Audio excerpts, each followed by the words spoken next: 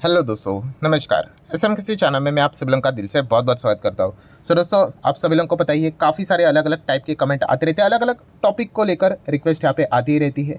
ऐसी एक रिक्वेस्ट से रिलेटेड ही वीडियो कवर करने जा रहा हूँ। और टॉपिक यहाँ पे क्या था, जो कि काफ़ी सारे लोगों ने कई हफ्तों से वो रिक्वेस्ट कर रहे थे कि सर 500 रुपये की नोट की अगर हम लोग बात करें, मतलब ऐसे शेयर्स बता दीजिए जो 500 रुपये से भी सस्ते हम लोग को देखने को मिल जाते हैं। एंड ऑब्वियसली हमारा टारगेट कभी भी पैसा नहीं होता है। मतलब 2000 रुपये के ऊपर का स्टॉक होगा मतलब वो ख़राब हो गया, 10 रुपये के नीचे मतलब अच्छा हो गया, ऐसा कभी नहीं होता है। ये मैंने काफ़ी बार कहा है, ये एक कमज़ोर इन्वेस्टर की निशानी होती है। सबसे इंपॉर्टेंट एक ही चीज़ होती है भाई, आपका बिजनेस अच्छा होना चाहिए। फिर वो स्टॉक 10,000 का है, 1 लाख का है, 5 रुपये का है, 10 रुपये का है, बिजनेस अच्छा होगा ना, वो कंपनी आपको रिटर्न्स बनाकर देगी इन्वेस्टमेंट के हिसाब से लॉन्ग टर्म में। यहाँ पे जो भी बातें होने वाली है वो बिजनेस के हिसाब से ही होगी, ठीक है। ज़रूर आप चाहो तो इन कंपनीज़ को क्या कर सकते हो, स्टडी कर सकते हो। इसकी लिस्ट मैं आप लोगों के सामने दूंगा। अगेन कह रहा हूँ, कोई रिकमेंडेशन होता नहीं है, इसको प्रॉपरली स्टडी यहाँ पे करना है। ये डिस्क्लेमर हमेशा लेकर चलना कि कोई रिकमेंडेशन होता नहीं। आपको जितना हो सके इन कंपनीज़ के बारे में ज़्यादा से ज़्यादा इन्फॉर्मेशन, बिजनेस ओरिएंटेड इन्फॉर्मेशन यहाँ पे निकालनी है। एंड अगर आपको लगता है कि हाँ भाई इस बिज़नेस में दम है, तो फिर भी वो विचार करना होता है। मैं अगेन कह रहा हूँ, मार्केट काफ़ी सिंपल है, ठीक है। बट आपकी स्टेप 1 क्लियर होनी चाहिए। अगर आपका स्टेप 1 ही गलत हो गया, फिर उसके बाद स्टेप 2, 3, 4 सब खराब ही हो जाएगा, ठीक है। आपने खुद से ही मन से अगर शेयर स्टडी करके नहीं खरीदा है, तो फिर वो बेचेंगे कब, फिर एवरेज करने का कि नहीं करना है, होल्ड करना है कि नहीं करना है, सब आपको सवाल के जवाब कभी मिलेंगे ही नहीं। बट जिसने अगर स्टेप 1 करेक्ट वे से अगर लिया है कि हाँ भाई मैंने एक स्टॉक में क्यों निवेश किया करके, आपको प्रॉपरली पता है, तो आपको इसके आगे के भी जवाब आपको प्रॉपरली पता होते हैं, ठीक है। तो ज़रूर आप इन स्टॉक्स को स्टडी कर सकते हो। तो चलिए एक एक कंपनी को कवर कर लेंगे along with the few reasons कि क्यों ये कंपनी अच्छा कर सकती है। पहला तो है इंफ्रा सेक्टर में अगर आपको रुचि है, तो इंफ्रा सेक्टर से रिलेटेड आप अशोक लेलैंड को चाहो तो स्टडी कर सकते हो।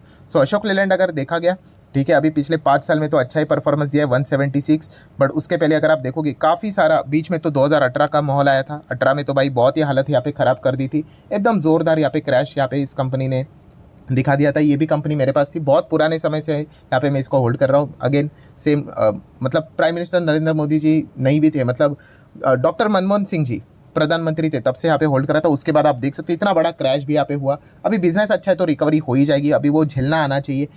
ये सारी चीज़ें ऑलरेडी मैं यहाँ पे देख चुका हूँ, ठीक है। कंपनी के बिजनेस में काफ़ी अच्छा एक स्कोप नज़र यहाँ पे आ जाता है। और सबसे अच्छी बात क्या है अशोक लेलैंड की, एक आपका ड्यू डिलीजेंस बच जाता है भाई, हिंदुजा ग्रुप की कंपनी है, ठीक है। तो एक अच्छी बात यहाँ पे होती है। इसका अर्थ ये नहीं कि हिंदुजा ग्रुप के मतलब आग के ऊपर पट्टी बांध लिया और चल बसे करके कि कुछ भी खरीद लेंगे, ऐसा नहीं है। बट अगर आपको बिजनेस अगर लगता है डिसेंट, हाँ कि भाई अशोक लेलैंड का काम क्या है, तो आपको पता है हेवी व्हीकल्स में कंपनी काम करती है। बड़े बड़े आप लोगों को हेवी व्हीकल्स देखने को मिल जाते हैं। ट्रक्स की बात करें, इक्विपमेंट्स की अगर हम लोग बात करें, बसेस में भी कंपनी अच्छा खासा मैन्युफैक्चरिंग, वर्ल्ड के टॉप 5 बस सेगमेंट में कंपनी आती है, ठीक है। इलेक्ट्रिक व्हीकल, हाइड्रोजन बसेस से रिलेटेड भी इनका काम शुरू यहाँ पे हो चुका है।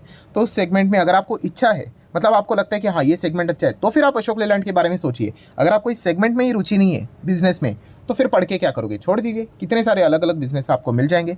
उस हिसाब से आप अशोक लेलैंड को स्टडी कर सकते हो। 70,000 करोड़ का मार्केट कैप है, ठीक है। देन उसी के साथ साथ अगर आप कंपनी का शेयर होल्डिंग पैटर्न देखेंगे, 51% हिंदुजा ग्रुप के पास ही रहेगा, 21% से ज़्यादा एफ है, 12-12.25% डी है, एंड पब्लिक भी 14-15% के बीच में देखने को मिल रही है।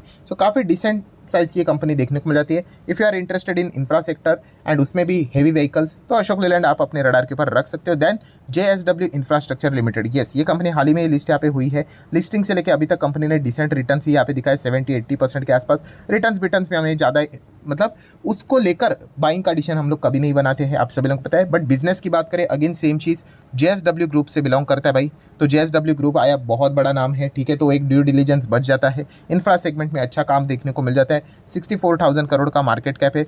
जहाँ पे ये काम करते हैं मरीन पोर्ट्स की अगर हम लोग बात करें, तो अदानी पोर्ट को ये थोड़ा बहुत टक्कर देने की कोशिश यहाँ पे ज़रूर करते हैं। एग्जैक्ट टक्कर तो नहीं देते, बट थोड़ा बहुत तो रहता ही है। देन शेयर होल्डिंग पैटर्न अगर आप देखोगे, येस, तो यहाँ पे एक आपको वार्निंग लेकर चल रही है। वार्निंग मतलब कोई बर्बादी वाली वार्निंग नहीं है, बट फिर भी 85% प्रमोटर के पास है। मतलब येस, आज नहीं तो कल उनको 10% मार्केट में अपना स्टेक निकालना पड़ेगा, वो एफएस लेकर आएंगे। ओएफएस मतलब कोई पाप नहीं होता है, वो प्रक्रिया वैसे रखी हुई है। देन बाकी अगर आप देखोगे बचाई 15% है, उसमें से भी 5% इंस्टीट्यूशन इंस्टीट्यूशन से पब्लिक के पास 6-6.25% की होल्डिंग देखने को यहाँ पे मिल रही है। तो ज़रूर आप चाहो JSW इंफ्रा को स्टडी कर रहे हो तो ये एक पॉइंट आपको पता होना चाहिए 85%, क्योंकि ये जस्ट अभी सितंबर 23 में इसकी शुरुआत हुई थी। सो 3 साल का बेसिकली टाइम होता है। उसके पहले प्रमोटर को क्या करना पड़ेगा, 75-25 का रेशो को मेंटेन यहाँ पे करना पड़ेगा। बट येस, JSW इंफ्रा ये भी काफ़ी इंटरेस्टिंग टाइप की कंपनी देखने को मिल जाती है। अगर मैं इसके नॉर्मल बिजनेस की अगर हम लोग बात करें, ठीक है, तो आप देख सकते हो कार्गो हैंडलिंग की बात करें, देन स्टोरेज सॉल्यूशन की बात करें, लॉजिस्टिक्स सर्विसेज की अगर हम लोग बात करें, ठीक है, तो इस प्रकार के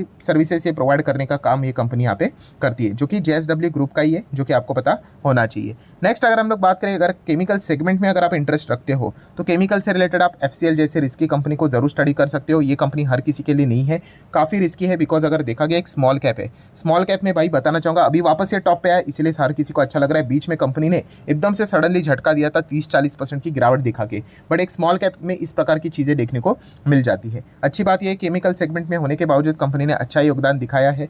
4000 करोड़ के आसपास का मार्केट कैप है। देन शेयर होल्डिंग पैटर्न देखेंगे, 64% प्रमोटर, 30-31% पब्लिक, बाकी देखिए इंस्टीट्यूशंस नजर ही नहीं आएंगे। तो ये रिस्क तो काफ़ी बढ़ जाती है, आप सभी लोगों को पता है। जितना छोटे कंपनीज में जाओगे वहाँ पे रिस्क आपकी हमेशा आप लोगों को हायर लेवल पे ही जाते हुए देखने को मिलेगी। सो FCL की बात करें, इनकी बैलेंस शीट भी काफ़ी स्ट्रॉग है, अच्छा एक डिसेंट स्टॉक देखने को मिल जाता है। केमिकल सेगमेंट में अगर आप रुचि रखते हो तो इस कंपनी को जरूर स्टडी कर सकते हो। 1979 में कंपनी स्टार्ट हुई थी, स्पेशलिटी केमिकल्स में काम करती है, like textile, construction, water treatment की बात करें, पेंट इंडस्ट्री, लेदर, फर्टिलाइजर में कंपनी का अच्छा योगदान देखने को मिल जाता है। सो जरूर इस कंपनी को आप अपने रडार के ऊपर रख सकते हो। ये भी 500 के नीचे है, इसलिए उस हिसाब से मैं आप लोगों को बता रहा हूँ। देन फाइनेंस सेगमेंट में अगर आपको इंटरेस्ट है 500 के बिलो की अगर हम लोग बात करें तो उस हिसाब से देखा गया तो JFS जैसी तगड़ी कंपनी आपको आज भी 500 के नीचे देखने को यहाँ पे मिल रही है। अगेन कह रहा हूँ, जोर जबरदस्ती किसी भी स्टॉक में जाना नहीं होता है। हर एक स्टॉक के हर एक कंपनी के कुछ एडवांटेज डिसएडवांटेज होते हैं। इस कंपनी की अगर मैं बात करूँ सबसे बड़ा एडवांटेज एक ही है, yes, Mukesh Ambani. And plus अगर देखा गया तो सेक्टर भी कोई एरा गैरा सेक्टर नहीं है। ऐसे तो मुकेश अंबानी की कितने सारे कंपनीज है, टेक्सटाइल में भी आप लोगों को मिल जाएंगे, आलोक इंडस्ट्री जैसी कंपनियां हैं, बट वहाँ पे क्या जाने का कोई सेंस है क्या? कुछ भी सेंस नहीं। वो तो ट्रेडिंग वाला स्टॉक है, कभी उड़ेगा कभी वापस उतना ही नीचे आएगा। बट जिस कंपनी के बिजनेस में दम है, वो सेक्टर में दम है। जैसे कि JFS की बात करें, NBFC सेक्टर में काफ़ी दम है, ठीक है। फाइनेंस सेगमेंट में हर कोई आना चाहता है, ठीक है। तो उस हिसाब से अगर देखा गया तो आप JFS को जरूर अपने रडार के ऊपर यहाँ पे रख सकते हो। देखिए तेजी मंदी चलती रहेगी, जैसे ही गिरेगा तो सारी चीज़ें मतलब जो सिर्फ बाइंग प्राइस के हिसाब से देखकर चलते हैं वो तो परेशान यहाँ पे हो ही जाएंगे। इसके पहले भी इस प्रकार के नज़ारे हम लोगों ने काफ़ी बार देखे, यहाँ पे भी गिरा था, ठीक है, यहाँ पे भी गिरा, आगे भी कभी ना कभी गिरेगा। सिर्फ एक ही चीज़ करनी है, यस, गिरावट के पीछे का रीज़न क्या है। अगर रीज़न एकदम नॉर्मल है, नॉर्मल करेक्शन है, then just absolutely fine situation, आप कंटिन्यू यहाँ पे कर सकते हो, ठीक है, ये चीज़ें रहती है। हाँ, अगर गिरावट के पीछे का रीज़न कोई गड़बड़ी वाली खबर है, जो कि चांसेस तो कम रहते हैं, तो फिर हम यहाँ पे कह सकते हैं कि फिर डिसीजन लेना पड़ सकता है। 2-2.25 लाख करोड़ का मार्केट कैप देखने को मिल रहा है। Return on equity capital employed अभी नजर नहीं आएगा, वो तो सारी चीज़ें फुल स्विंग में जब बिजनेस स्टार्ट होगा तभी देखने को मिलेगा। बट अभी भी जिस स्विंग के साथ बिजनेस यहाँ पे चल रहा है उस हिसाब से आगे ये कंपनी और भी बड़ा बनने का दम रखती है। प्रमोटर होल्डिंग की बात करें तो 47 promoter, 19-19% FIS, DIS 12.5%, and public की बात करें तो 20% से ज़्यादा की होल्डिंग उनकी भी देखने को मिल रही है। काफ़ी लोग मैं देख रहा हूँ पब्लिक यहाँ पे इस स्टॉक में जा रहे हैं बिना सोचे समझे आप किसी भी स्टॉक में जाओगे, अगेन कह रहा हूँ, जिस दिन गिरेगा उनकी हालत ख़राब हो जाएगी, ठीक है। जो बिजनेस को देखकर जाते हैं, समझते हैं, वो प्रॉपरली यहाँ पे उनको डील करना आता है, गिरावट के साथ चीज़ों को अच्छे से डील कर लेते हैं। तो अगर आप चाहो तो JFS को अपने रडार के ऊपर रख सकते हो। नेक्स्ट अगर हम लोग बात करेंगे दोस्तों तो रेलवे स्टॉक्स की अगर हम लोग बात करें तो उस हिसाब से IRFC एंड उसी के साथ साथ RVNL, ये दोनों कंपनियां आपके रडार के ऊपर जरूर रहने चाहिए, ठीक है। अगेन कहना चाहूँगा दोस्तों, कोई भी स्टॉक आपको इमीडिएटली पैसा बनाकर नहीं देगा। इन दोनों स्टॉक्स ने भी इन्वेस्टर का काफ़ी पेशेंस टेस्ट किया, 2-2 साल तक यहाँ पे नहीं चले, एंड उसके बाद पेशेंस के रिवॉर्ड यहाँ पे मिल जाते हैं। सो अगेन कह रहा हूँ, जिनको बिजनेस समझ में आ जाता है वो इन्हीं चीज़ों में अच्छे खासे रिटर्न यहाँ पे निकाल लेते हैं। जो ब्लाइंडली चला जाएगा, बिकॉज अगर देखा गया जब RVNL भी आया था 10, 19, 20 रुपये के आसपास स्टॉक था, कितने लोगों ने यहाँ पे ऐसे ही खरीदा था। बीच में कोविड में तो ये एग्जैक्टली 10.00 तक आया था, 10 रुपये तक आया था, ठीक है। कई समय तक यहाँ पे सस्ता था इसलिए खरीद लिए, फिर बाद में नहीं चला तो इंटरेस्ट ही खत्म हो गया। कितने लोगों के कमेंट आते थे, सर हम तो बर्बाद हो गए, 30 रुपये का स्टॉक है, चलता ही नहीं है।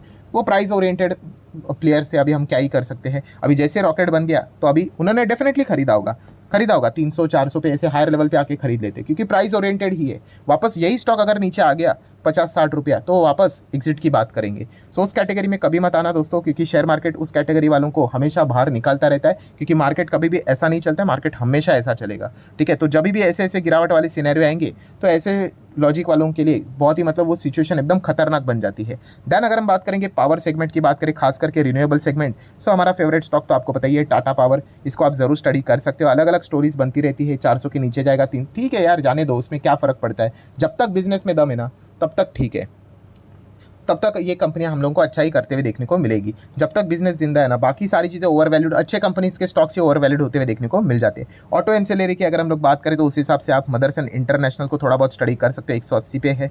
देन एम सुमी को चाहो तो थोड़ा बहुत वायरिंग को स्टडी यहाँ पे कर सकते हो। देन अगर हम बात करें दोस्तों तो एक इफ वाला स्टॉक है, मतलब कंडीशन है यहाँ पे, ठीक है, एंड वो है दोस्तों ब्लिंकिट। अगर कंपनी का ब्लिंकिट ये जो बिजनेस है, मैं बात कर रहा हूँ जोमेटो की, अगर वो अच्छा करेगा तो ही इसके बारे में आप विचार यहाँ पे कर सकते हो। ये मैं इसीलिए बोल रहा हूँ बिकॉज अभी ये क्विक कॉमर्स की बिजनेस की बात करें दोस्तों, यहाँ पे बहुत बड़ा दिग्गज हाथी आ चुका है। रिलायंस रिटेल, जियो मार्ट की एंट्री हो चुकी है दोस्तों क्विक कॉमर्स में। एंड आपको पता है जियो जहाँ पे भी जाता है, जो कंपटीशन होता है लिटरली उसको डिस्टर्ब करके रख देता है। तो ये भी एक अभी मतलब हम कह सकते हैं, इसके पहले ऐसा लग रहा था कि कितना जोमेटो में आराम से परफॉर्मेंस यहाँ पे देखने को मिलेगा। अभी जैसे ही जियो मार्ट ने अनाउंसमेंट कर दिया उसके बाद से वापस ये डिस्टर्बेंस हम लोग को देखने को यहाँ पे मिल सकता है। तो ये इफ वाली कंडीशन याद रखना अगर आप जोमेटो को स्टडी करना चाहते हो तो। सो आशा करता हूँ दोस्तों जितने भी स्टॉक्स थे 500 के नीचे वाले, ठीक है, उनको मैंने आप लोगों को बता दिया। अगेन कहना चाहूँगा दोस्तों, कभी भी मोटिवेट मत होना कि 500 के नीचे मतलब सस्ता वाला ही अच्छा रहेगा करके, ऐसा नहीं है। बिजनेस अच्छा होना चाहिए, अगर फिर वो 5000 का भी है तो भी चल जाएगा, ठीक है, 50,000 का है तो भी चल जाएगा, ठीक है। सो वीडियो हेल्पफुल लगा होगा तो जरूर लाइक एंड शेयर कर देना। मिलते हैं अगले वीडियो में, तब तक के लिए बाय बाय।